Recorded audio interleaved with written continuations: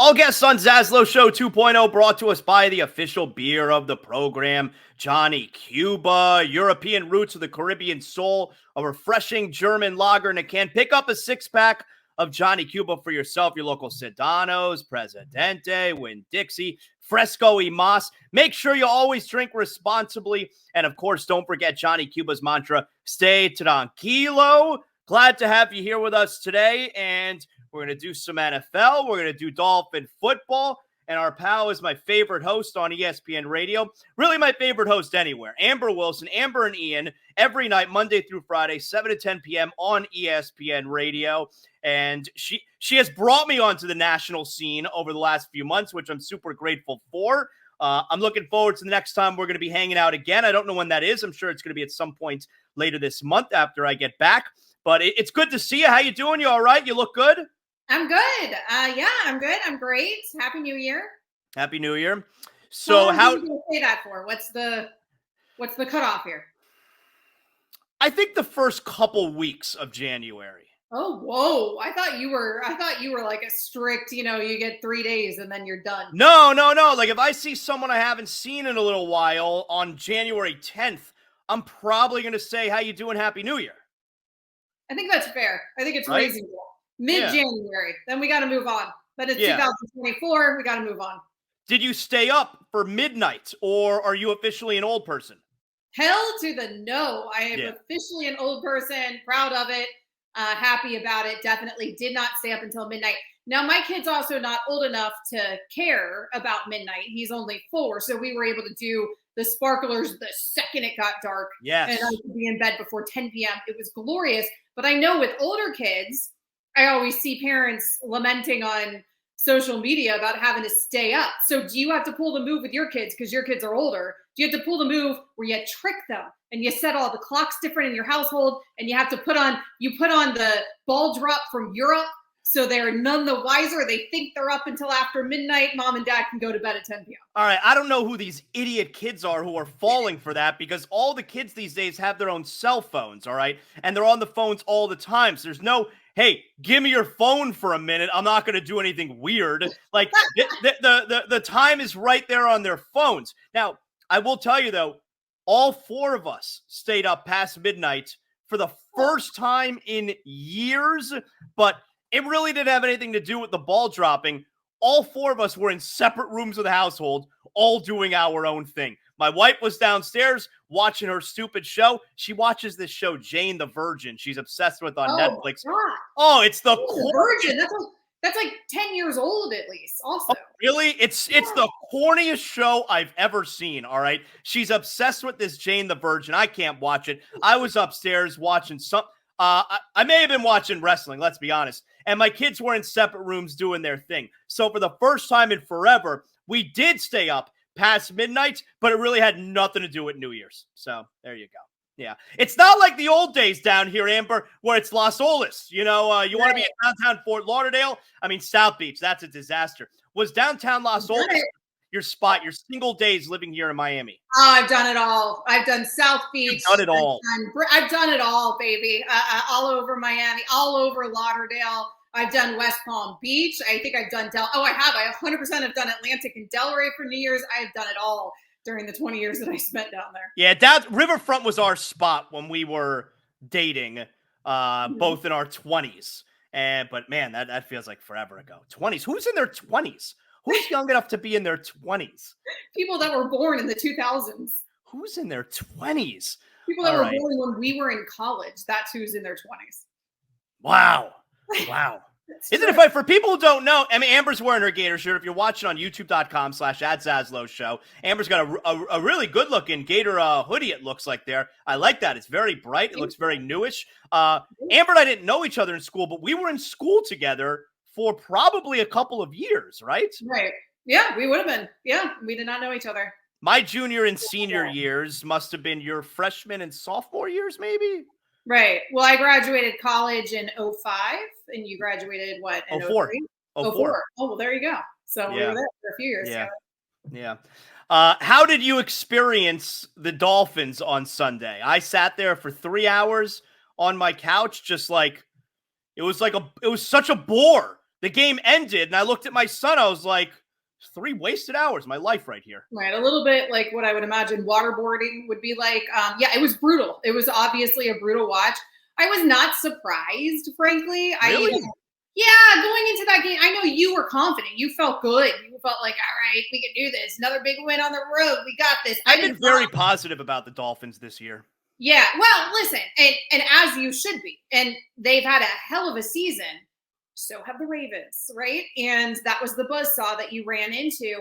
I didn't feel great going into that game. I felt like just because more about the opponent than frankly it even was about us, but obviously injuries factor into this as well. We are beat up at this point in the season. I know everyone's beat up at this point in the season, not a great excuse, but I just didn't feel good about this matchup. I had texted, our producer had texted me, he wanted my picks for predicting this week in the NFL.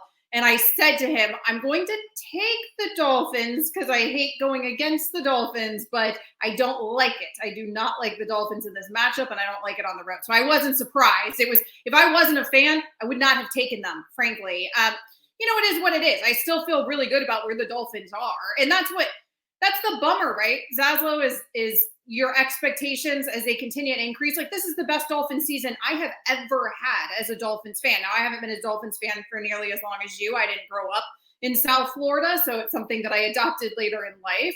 But for the amount of time that I've been a Dolphins fan, the last decade and a half, this is by far the best season that I've ever lived.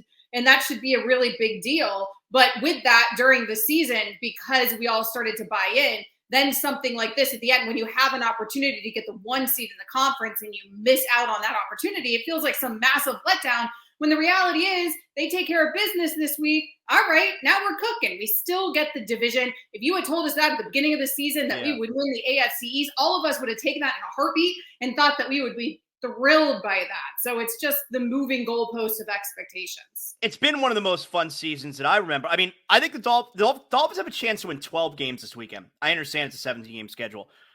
I think they've won 12 games once in my life.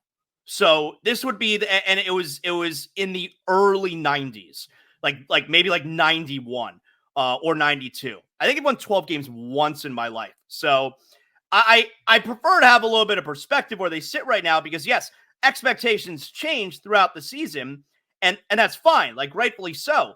But the fact of the matter is, if they win this weekend, like you said, win a home game against your rival, you win the division for the first time in 15 years, and you're the number 2 seed, which, if you want to be realistic, the number 2 seed, you're hosting 2 playoff games, all right? Mm-hmm.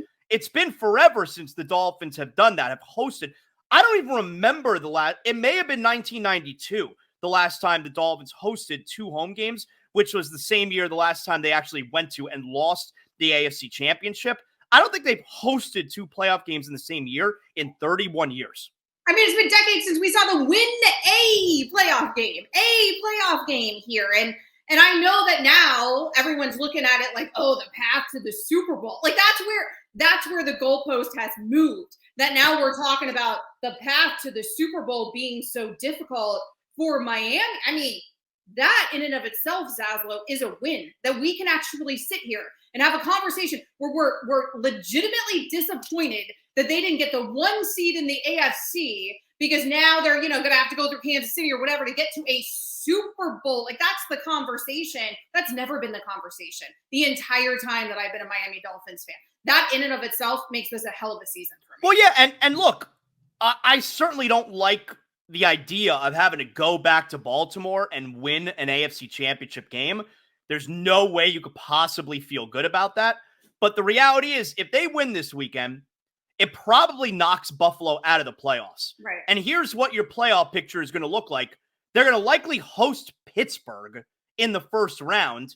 And in the second round, they're probably going to host a team. It would likely be Kansas City, but it could be, depending on if there's an upset, it could be someone else. But Kansas City would be the best team that you would host in the second round. And I think everyone would feel pretty good about playing a Kansas City team the way that they look right now. And Patrick Mahomes, who's never played a road playoff game, like, those would be your 2 games at home in the playoffs if they win this weekend. So I prefer to take the positive spin on, where this team is at right now. Are you mad at Mike McDaniel for keeping Bradley Chubb in the game? I'm more mad than you are at it. I know that I'm not mad. Your attitude about these things is injuries can happen at any point in the game, right? So that's always your attitude. Okay, but they didn't. You didn't need them there in a blow. You're getting blown out, like it, and a dude that obviously it's now a huge loss and another key injury that we have on a team that we are talking about trying to make some sort of noise here in the playoffs. So yes, it is a bummer. It was an unnecessary bummer. I understand hindsight is always 2020. I'm not like passionately mad about it. No, I do think it was a bit of a boneheaded move because of when the injury came, and it was just so unnecessary, frankly, and you could have prevented it from that perspective. But I understand that that's armchair quarterbacking, and Mike McDaniel is going to just roll out there with his guys. And you're right, injuries could technically happen at any point. It's just that you didn't need to take the chance there that late in a game when you're getting absolutely mutilated with your disorders, frankly. The weird thing with this Dolphin team, they're for most of the year, and it hasn't been like this for a few weeks, but for most of the year, they play the bully role to perfection. Mm-hmm. Like if you're a lesser than team, they kick the shit out of you. But when they play a really good team and they get punched in the mouth, like they don't get up, they tap out. And that happened at Buffalo. And it happened this week. And, maybe to a lesser extent when they played Kansas City and they were down 21-0 at halftime of that game. Like this team is a bully, and they have not shown that they're good at fighting back. No, they're not. And some of that comes with experience, right? Like for me, that this is a trajectory of the Dolphins. And again, I guess for me, and maybe I have a slightly different perspective because I'm not just a fan. And it's one of the things that, is interesting about working in this business, ZASLOW, and maybe you have this perspective as well. On a national scale, me even getting to talk about the Dolphins. Oh, it's cool. Like it's such a big deal. Yeah, because it's cool. that's one of the bummers when I was going from local to national. Am I going to still get to talk about my teams? And the answer to that with the Heat, obviously, yes, very much so. And now the Dolphins have made themselves that relevant, where it's not just occasionally or a big game. It is every single week the Dolphins are in the conversation. And in the conversation of best team in the NFL, best team in the AFC. And MVP. MVP on multiple fronts, by the way, with the MVP. Like they are there at the forefront of all of those conversations. And maybe as a fan, you don't care about that as much.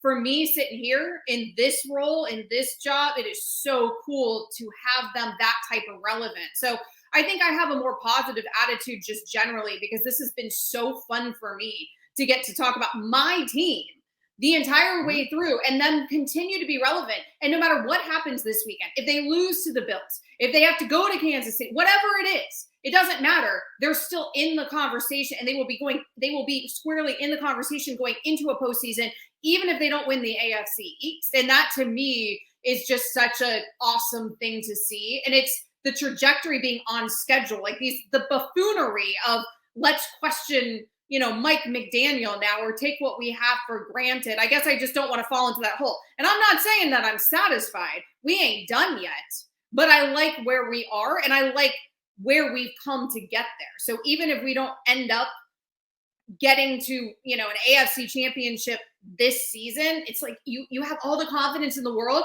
that it's coming. You make a couple adjustments next year, ZASLOW, and it's coming, right? Like we're going to be in a Super Bowl here in the next few years. That's how you feel as a Dolphins fan. And after 2 decades of mediocrity and being stuck in that terrible no man's land where you weren't bad enough to have a number 1 pick, you weren't good enough to know what you even had in Ryan Tannehill for 7 years and all the other experiences that we've had over these last 2 decades, this is awesome to be in a hopeful situation moving forward, no matter what happens here against the Bills and in the first round. They're 3 home wins away from the AFC Championship. It's crazy. That's where they are right now. 3 right. A home win, which they've been awesome at home over the last couple years. They are 3 home wins away from being in the AFC Championship. That's hey, that's reality. You got to go do it. And you're right. Like that, you're a bully to the lesser teams, and that's fine. I've been an advocate all season. You take care of business against the teams that you take care of business. To me, If you're going to stumble and fall, you stumble and fall against the Ravens, against the Chiefs, against the Bills. Like, that's not embarrassing. Against the Eagles, that's not embarrassing to me. You're not going to convince me that losing to the other best teams in the NFL is embarrassing. But now we're here. Now it's big boy time, right? This is what separates the good from the great. We know they're good. There ain't no question about that. But if you want to be great, if you want to be true playoff contenders, which is the trajectory and the path that they are on, then you have to actually take care of business, not just against the Cowboys, but you got to repeat that magic and you got to take care of business here at home when you can against the big good teams as well. And the Bills, I thought all season long, like, I never jumped off the Bills bandwagon, so to speak, because people had given up on the Bills when they were 6-6 or whatever they were earlier in the year. I never jumped off. Like, I always felt like the Bills are good. It's still Josh Allen. I think that it's a good coaching staff. They've got the weapons. They've got Gilmore, and here we are with Buffalo looking like the real deal. But I'd rather be Miami right now than Buffalo. Because can you imagine looking at that team being a Bills fan and knowing that they might miss the playoffs with just one game here against the, you're either winning the division or you're missing the playoffs? That's a crazy place to be. Right. That's quite a drastic jump. Like, they're either going to be the number 2 seed or probably miss the playoffs entirely. That's a pretty wild variance right there. Sports talk show hosts love being right, but I don't know any sports talk show host who loves being right more than my former partner, Amber Wilson. All right. Just loves being right like she loves oxygen. And I would imagine you're doing a lot of peacocking and prancing around right now about the Dallas Cowboys sitting there at the number 2 seed in the NFC and the Philadelphia Eagles looking like a team that's one and done. It's almost like somebody could have predicted it before we went into the season.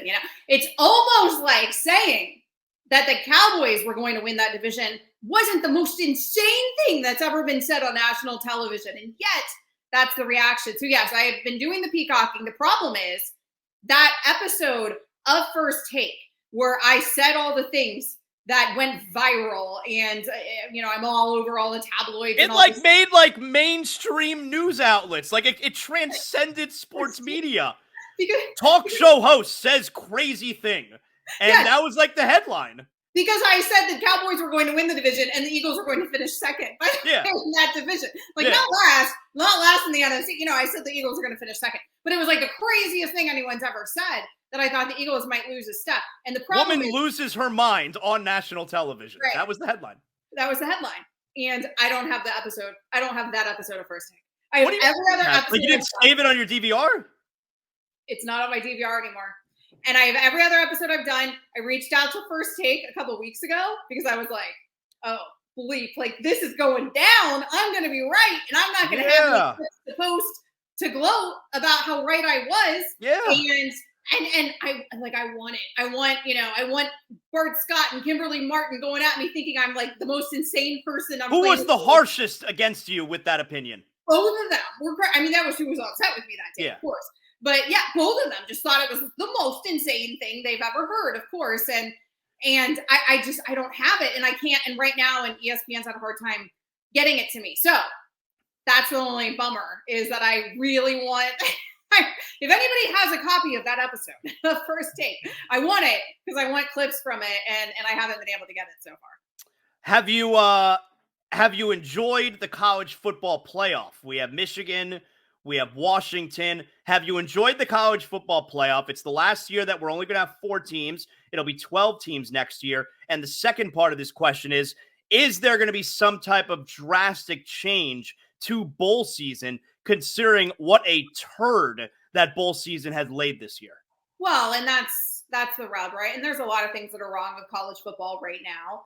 And there's a lot of things that need to be figured out from a product perspective.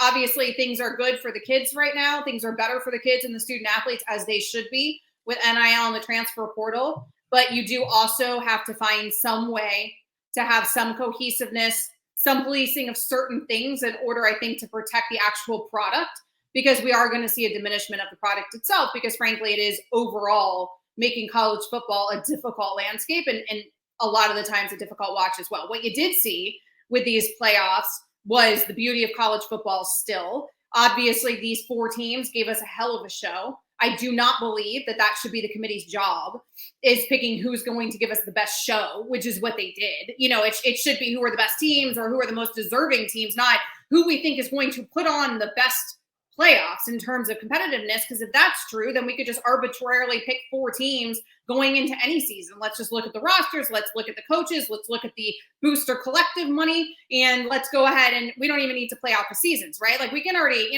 figure out who's going to give us the best playoffs essentially in any given season. Sure, let's throw Georgia in there and Ohio State too. And Alabama and Michigan will have some crazy games next season if Harbaugh stays as the coach of Michigan.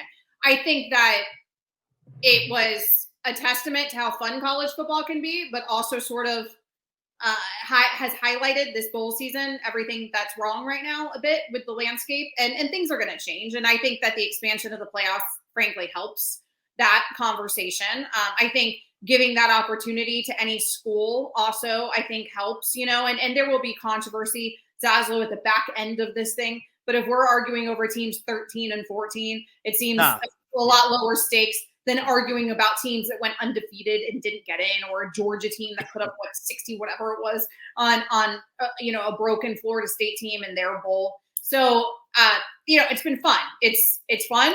I don't know if it'll be a fun national championship. I feel like it's Michigan's year. I feel like Harbaugh then ends up going into the NFL. I feel like, frankly, he's probably gone either way. If I was him, that's what I would do at this point. But it's been fun. That the playoffs have been fun. The actual bowls, I've watched hardly any of them this season. What's changed, though, with players opting out of some of these bowl games? What's changed between 10, 15, 20 years ago and now? Because it was still the same stakes back then, where you don't want to get hurt in the meaningless bowl game if you want to have a pro career. Like, what's changed? What's changed is players realizing that they are the entity, right? I genuinely think some of it's a shift in player empowerment, and some of that's generational. I think some of that is you are now at a point of a generation that quite literally can build their own brand around themselves with the touch of their fingertips in an incredibly young age. They control that. And you used to have entities to do that for you, right? And to elevate you to those stages. And these kids recognize that in their generation, you don't have to. They are the brand, right? And so they kind of grow up, I think, with feeling like they're more powerful than maybe our generation felt, or certainly the generations that came before our generation. So I think that's part of it, is them just waking up to it. I think athletes recognizing the sort of risk and reward factor. It's happened across all sports too. It happens in professional sports. Obviously, we have the problem with it in the NBA, right? It's been a shift in sort of thought process, and I'm not blaming the athlete for that shift by any means, because do you, Bill, protect you. I would be doing the same thing if I was on that Florida State team and I was a starter and I already had my path made to wherever I was going. I also wouldn't play in that bowl. What is the point? What is the point of going out there and you're not playing for anything, right? It's just all for pomp and circumstance. What is the point? You've already had an undefeated season, take care of business against everybody, won your conference, and still nobody believes in you? Screw you. Even if they'd gone out and beat Georgia, what would that have done? That would have done nothing for any of those kids. So what do you have? You have a bunch of backups playing and a bunch of kids that do have a lot to prove. And so for them, it's still the stage and it's still important. And I'm sure it's still cool. But I understand how the guys that felt like they'd already proven everything weren't then going to go and participate more in that game. It wasn't worth the reward. So I get it from the student athlete perspective. But so they're going to have to figure something out. And I think the expansion of the playoffs certainly helps that, right? Florida State would have been in, mm-hmm. So all the starters would have been playing. Mm-hmm. Did you just tell the NCAA to go screw themselves? I think you did, right? I think I did. Yeah. All of this stems back to the NCAA and just the weakness of the NCAA, the way that they've allowed things to go the last 30 years sitting on their hands.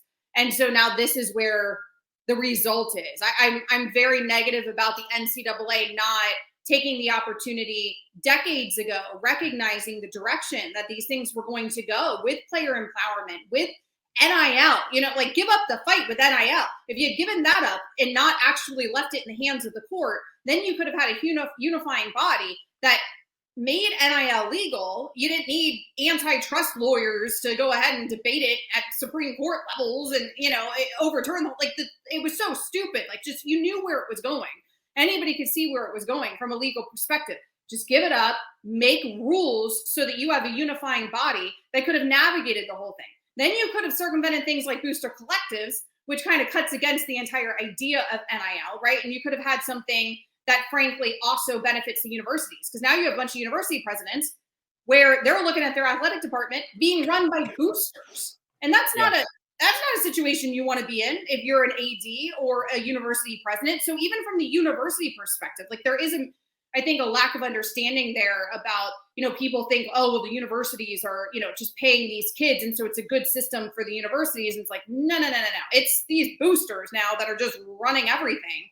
And the whole thing has no regulation. You don't have, you can have these agents, nobody's certified. Like, even in the NFL, you have to be a certified agent to represent NFL players. Well, you know what was crazy? What I saw was a few days ago where Tyler Van Dyke was on the sidelines in uniform for Wisconsin a couple days ago. Like, this is the same season. He was just the quarterback for the Hurricanes. He was in uniform on the sideline with Wisconsin. That's crazy, right? It's crazy. And, and again, I think kids should be able to transfer. And I think kids should be able to make money off of their own name, image, and likeness. But it doesn't mean that there can't be any rules and regulations that apply to those things, right? I mean, we all have them in a lot of our businesses. Professional sports have them. Yes, professional sports, the players get paid. Also, there's a whole list of rules that they have to adhere to, right? And that the teams have to adhere to in paying them, and that the agents do, and that the marketing firms do, and that the financial advisors do, and that the attorneys around these professional athletes do. And there is none of that in the wild, wild west when we're talking about 15, 16, 18, 19-year-old kids at the high school and collegiate levels, where the states are just making their own laws state by state. The universities all have their own bylaws, and there is just no regulation whatsoever. So now you have a bunch of coaches trying to quietly go to Congress to get them involved, because God forbid anybody in sports can just figure out their own bleep without getting the government involved, right? Like our government doesn't have better things to do. I don't know. ZASLOW, I'm not in the government. I just feel like we'd have better things to do. This is an election year. I'm looking forward to doing shows with you again as we approach the election later on in 2024, the same way we did 4 years ago. And probably even the 4 years before that, where we obviously give all of our political stances and we tell everybody who we're voting for. Duh. It's, there's no career suicide attached to that. There's nothing I love more than political commentary. Are the Dolphins going to win this weekend? Yes. I think so too. I'm so scared of saying that, though. I think so too. I'm so scared. I think I'm there going to too. say yes, because it's in Miami. If it was in Buffalo, I would not feel good about the situation. Right. And I don't like the injuries, but I'll say yes, because, I do believe in this coaching staff, even though there's people questioning them off of one game against, by the way, again, a very, very excellent, probably the best team in the NFL opponent this past week. It bothers me so much, the reaction on Twitter. We got to get rid of this Mike McDaniel. He's not a big-time coach. Like, you are a fucking ingrate if you actually say that out loud. Like a total asshole, and I don't want to know you. Can you imagine that? It's when I was saying that it's so fun right now, the Dolphins being so relevant nationally. It's also been fun that all the commentary is so bought in the national level, like you and I do now at ESPN, right? Yeah, I'm a national host now too. You're a national host. You are an ESPNer. At ESPN, we are very all in on Mike McDaniel. But that's cool. That's cool to see. Like, when the hell has that ever happened? When the hell have the Dolphins been anything but the beacon of incompetence? Right? Yeah. And here we are, the guy that nobody else interviewed for a head coaching job. And Stephen Ross has taken a lot of heat. And you and I gave Chris Greer a lot of heat when we were on local. No, I was wrong about that. I don't mind being wrong if it's in favor of my team. You hate being wrong. I'm okay with being wrong if it means that my team is benefiting from it. I wasn't wrong at the time. Oh, you see, this is it. Like, she's not actually admitting that she was wrong. It was more me, and she was like playing along because we're a team. That's what you led me down the rabbit hole, and I followed, and it was a bad influence. That's right. That's right. The boy was a bad influence. That happens to young ladies where they meet a boy and he's a bad influence, and that's what happened. That's essentially with you. That is the story of your life, right? You're definitely the bad boy who's Yeah. the bad influence on all of the ladies. That's right. I'm on the other side of the tracks, and the mothers tell their daughters to stay away from me. That's what happened. What are you watching these days? What is keeping you busy? My 4-year-old son. I mean, You're not watching any shows? You finished Netflix? oh, you know what? The only thing. Okay, so I legitimately the last year have watched very little anything outside of sports. I really have. Yeah, I feel like you haven't told me about anything you've been watching I recently. never find myself watching anything, like to an extreme degree that I'm like, what do I do all the time that I don't watch things? But I mean, I think for me, it's largely because I am always consuming sports or sports media content, and then I don't know, and then I'm busy. And then I have a night show. The night show thing has really, really bit into my entertainment hour, right? Because that's when I used to watch TV. But by the way, 7 to 10 p.m. Eastern, Monday through Friday, Amber and Ian, ESPN Radio. But the last couple weeks, because I've had a break here, I took the last week off with the holidays, which was a nice little break here. And I started Bosch Legacy. That's the show that I've been into. Okay, I know about that. My wife and I, we just finished Goliath with Billy Bob Thornton because we love the lawyer shows, you know? Right. Have you ever seen Goliath? No, but I've heard that I would like it. Oh, it's great. You should watch that. And right now we're watching Reacher. Reacher's really good. That Alan Ritchie, he's a big beefcake. You would love him. I mean, he's like the Incredible Hulk. Bosch Legacy is awesome. All the Bosch shows, which are all from the Connolly books about Harry Bosch. So it's all like cop and lawyer stuff, but they're really good. Yeah, we like that stuff too. All right. You said it all, Amber. Every night, Monday through Friday, 7 to 10 p.m., Amber and Ian, everybody knows it's my favorite show. Is there anything else that we should plug for you? Social media, stuff like that? Anything else? I don't think so. Amber W Sports on all social media. That's how you find her. All right, that's how you find her. Excellent job, Amber. Good talking to you. Good catching up. Thank you. Thanks for having me.